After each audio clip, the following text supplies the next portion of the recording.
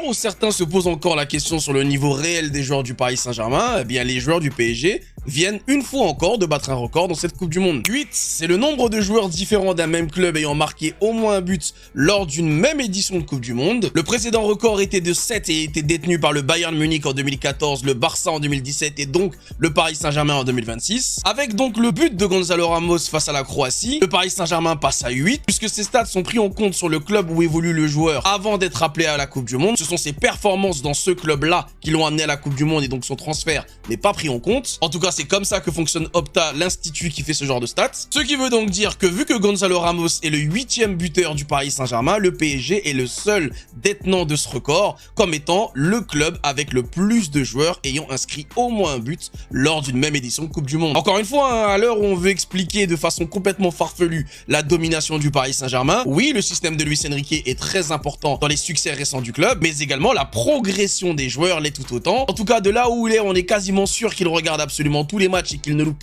absolument pas une miette de ce qui se passe à la Coupe du Monde. Et puis surtout, il doit être sacrément fier de détenir un tel record, ce qui veut donc dire une fois de plus que son idée de collectif fonctionne même loin du PSG. Mike Maignan et Michael Olise sont victimes de racisme de la part de personnes sud-américaines et c'est plus globalement l'équipe de France qui se fait attaquer comme à chaque Coupe du Monde. Le gardien de l'équipe de France s'est fait attaquer par un journaliste uruguayen expliquant que la France ne remportera pas le mondial à cause de lui, car aucun gardien titulaire noir n'a remporté la Coupe du Monde. Ce qui est vrai, aucun joueur noir au poste de gardien de but titulaire dans son équipe nationale n'a remporté un jour la Coupe du Monde. Et ce poncif est évidemment un cliché raciste dans le but de faire croire que les gardiens de but noirs seraient inférieurs aux autres. Exemple tout simple, aucun gardien de but asiatique n'a un jour remporté la Coupe du Monde, pourtant il n'a pas eu envie de le dire. Quand on voit les qualités de Mike Maignan dans la cage de l'équipe de France, on se pose la question, a-t-on déjà eu un gardien de but aussi fort et aussi complet que lui? Et puis évidemment, ce poncif ne prend en compte que les gardiens titulaires, ne prenant pas en compte évidemment les remplaçants, comme par exemple en 98 Bernard Lama ou même en 2018 Steve Mandanda, qui ont tous les deux remporté la Coupe du Monde. C'est évidemment complètement débile et c'est une fois de plus une façon d'attaquer les joueurs noirs de l'équipe de France, un peu comme ce que subit Michael Olise aujourd'hui, avec des Argentins qui sont sûrement un petit peu en stress en ce moment à l'idée d'affronter la France en finale et qui cherchent encore à expliquer comment Michael Olise peut jouer avec l'équipe de France, en expliquant même que tous les joueurs de l'équipe de France ont des origines différentes que la France et pourtant jouent pour les Bleus. Une rhétorique donc raciste que l'on connaît bien, mais avec des arguments que l'on peut complètement retourner contre eux, puisque plus de la moitié des joueurs argentins de la sélection ne sont pas d'origine argentine, leurs origines sont allemandes ou à grande majorité italiennes, ce qui veut donc dire que si on suit leur logique basée uniquement sur les origines familiales, même le meilleur joueur de l'équipe, à savoir Léo Messi, ne devrait pas jouer pour l'Argentine, mais pour l'Italie. Mais bon, évidemment, ne leur dites surtout pas que c'est la même chose, parce qu'ils vont vous dire qu'il y a une sacrée différence entre des Africains qui jouent pour l'équipe de France et des Européens qui joueraient pour l'Argentine. De toutes les façons, avec eux, nous sommes habitués, comme à chaque Coupe du Monde, ils nous refont le coup. Et si on assiste au remake de 2022 et que cette fois on les bat, dites-vous que ce sera encore pire. Ouais, ma mère, elle vient de France, donc toujours quand j'étais petit, j'ai venu ici. Tape sur Vitinha, ça veut nous faire croire que Vitinha, il est nul à chier. Ça veut nous faire croire que Vitinha, en fait, il n'a pas le niveau, que ce qu'il fait avec le PSG, c'est du pur hasard, mais vous êtes tarés. Alors que le vrai problème, c'est Roberto Martinez. Il n'arrive pas à utiliser Vitinha comme il faut. Après là, vous allez me sortir, non, c'est un joueur de système, il s'en sort que dans le système de Luis Enrique, mais c'est faux. Comment vous allez m'expliquer que, face à la Croatie durant tout le match, Vitinha, il était là? Il était là, défenseur central, parce que ça, c'est plus 6. Déjà, Vitinha, c'est pas un 6 pur. C'est pas un mec qui va te jouer 6 pur. Vitinha, c'est un joueur qui a besoin d'être dans le cœur du jeu. D'ailleurs, on a vu les buts qu'il a marqués avec le PSG à l'extérieur de la surface de réparation. Il a marqué plein de buts comme ça. C'est la preuve que Vitinha doit être dans le cœur du jeu. Et quand Vitinha, durant tout le match, il est là, devant la défense, il ne dépasse même pas le rang central, il tourne juste dans cette zone-là, il ne peut rien t'apporter. On a vu sa saison prime avec le Paris Saint-Germain. On a vu sa saison top 3 Ballon d'Or. Il était carrément dans le cœur du jeu. C'est peut-être durant la deuxième saison que Luis Enrique lui a changé de rôle. Il était plus dans les marquages individuels lorsqu'on jouait contre des gros. Et voilà, c'est pourquoi on a vu Vitinha plus bas. Mais Vitinha, c'est pas un 6 de métier quand même. Doucement, concernant notre maestro parisien, Victor Machado Ferreira Vitinha.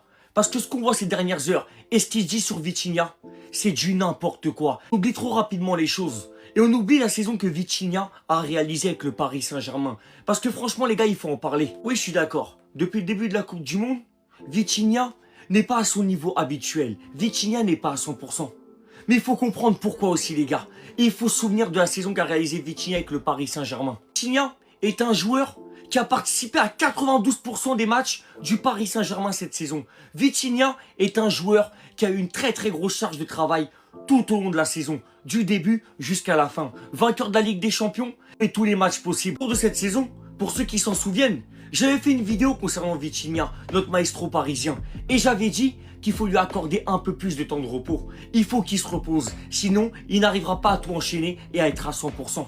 Exactement pour cela que quand je vois qu'il y a certaines personnes qui se permettent de dire « Oui, je sais pas quoi, joueur surcoté, franchement c'est très décevant, rien d'exceptionnel, on en fait trop. » Les gars, juste rendez-vous compte, quelques instants, tous les matchs et toutes les minutes de jeu que Vitinha a joué tout au long de la saison. Je vous le dis, en termes de temps de jeu, Vitinha cette saison, c'est un record. Vitinha, c'est un record.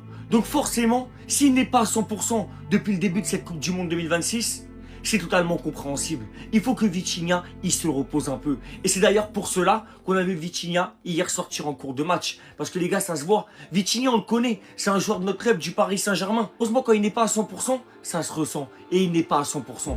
En tout cas, on espère qu'il va avoir un peu de repos et qu'il va revenir à son meilleur niveau. Parce que Vitinha, je vous le dis les gars, aucun débat possible. C'est le meilleur au monde à son poste. Il n'y a pas mieux. C'est le meilleur milieu de terrain du monde. Dès le début de la Coupe du Monde, notre club, le Paris Saint-Germain, a battu un record. Et c'est celui-ci, les gars. Record. 8 joueurs du PSG ont marqué pendant cette Coupe du Monde. Pour commencer, on commence avec notre Ballon d'Or 2025, notre numéro 10 du Paris Saint-Germain, Ousmane Dembélé.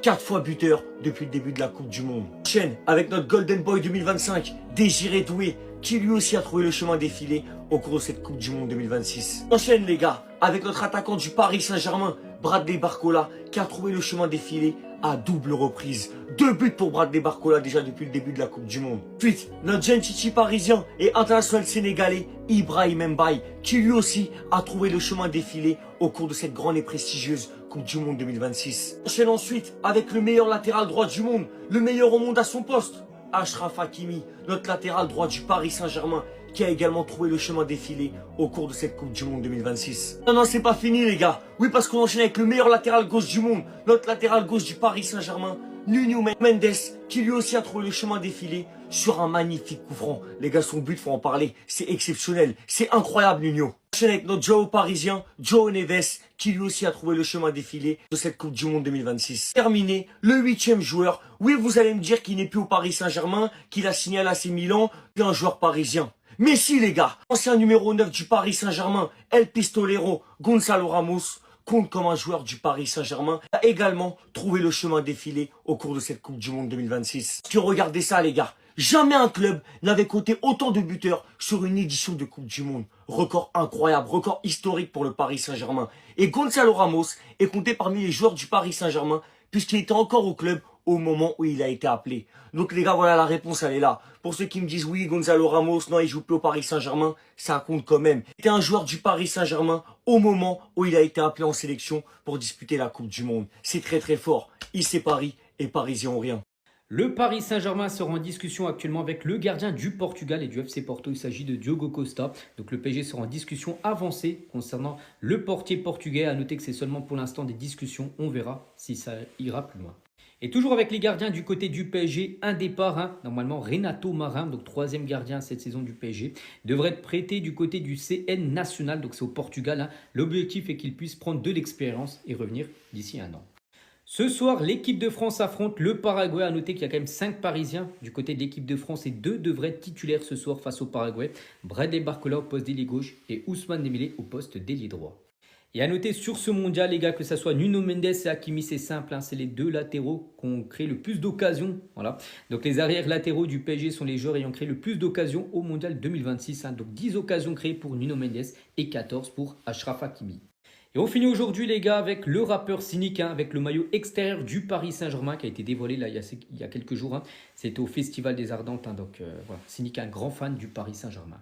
Est-ce que Olysée peut finir au PSG? Le PSG s'intéresse à Michael Olysée. Le clan du joueur serait actuellement en discussion avec le PSG et le Real Madrid. Le Bayern Munich prépare une réunion pour clarifier son avenir. Alors, il y avait eu une réunion entre le joueur et le club allemand et pour l'instant, il ne souhaiterait pas rester, du moins pas prolonger. Et ça sent pas bon. C'est pour ça que le Bayern est en train d'étudier les offres. Et on a vu que le Real Madrid était à fond sur le joueur. Il rêve de signer le joueur français pour accompagner Kylian Mbappé sur le front de l'attaque. Le problème, c'est c'est que pour avoir cette signature, il va falloir dépenser pas moins de 223 millions d'euros, soit 1 million d'euros de plus que la signature de Neymar au Paris Saint-Germain en 2017. Une somme qui, à mon avis, est trop élevée pour les finances du Real Madrid. Après, je peux me tromper, ils ont quand même fait plus d'1 milliard de chiffre d'affaires cette saison. Est-ce que le Paris Saint-Germain doit foncer dessus quand on sait qu'ils vont essayer d'aller chercher Diomandé pour 150 millions d'euros? T'es plus à 70 millions d'euros près. Pour moi, faut foncer. Imaginez une attaque Dembélé, Olysée, Kvaratskhelia. Tu as Désiré Doué, potentiellement Kroupi derrière, ou Diomandé. Et Barcola, j'allais l'oublier, c'est exceptionnel. Ça fait un petit moment que je vous ai pas parlé du Paris Saint-Germain et j'aimerais vous relier quelques informations par rapport à notre mercato parce que oui, ça bouge un petit peu. Pendant ce TikTok, je vais vous parler de Eli Kroupi Junior, Akliouche et Randal Kolo Muani parce que oui, on va encore parler de la Juve. Bournemouth, les gars, ils n'ont pas besoin de vendre. De toute façon, ça ne me surprend pas. Ça reste un club de première ligue. Ils ont de l'argent, ils ont des liquidités. Ils nous ont déjà braqué la saison dernière avec Zabarni. Donc ça risque d'être compliqué de faire bouger Eli Kroupi Junior pendant ce mercato. Du côté d'Akliouche, il a fait un énorme appel du pied au PSG.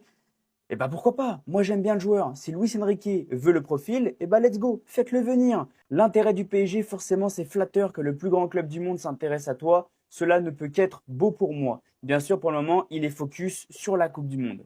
Et concernant Randal Kolo Muani et la Juve, et bah ça recommence parce que la Juve, bien sûr qu'il se rapproche. Bien sûr qu'il se rapproche des demandes du Paris Saint-Germain, mais c'est long. C'est long. Alors soit ils n'ont plus rien dans la banque, ils sont à sec au niveau des ressources, soit ils ont envie de casser la tête au PSG, j'arrive pas à comprendre. La Juve a augmenté son offre, un prêt de 8 à 10 millions d'euros avec une obligation d'achat fixe entre 30 et 32 millions d'euros, montant total du deal 38 à 40 millions avec divers bonus. La demande initiale du PSG était de 50 millions. Ils sont encore loin, ils me cassent la tête.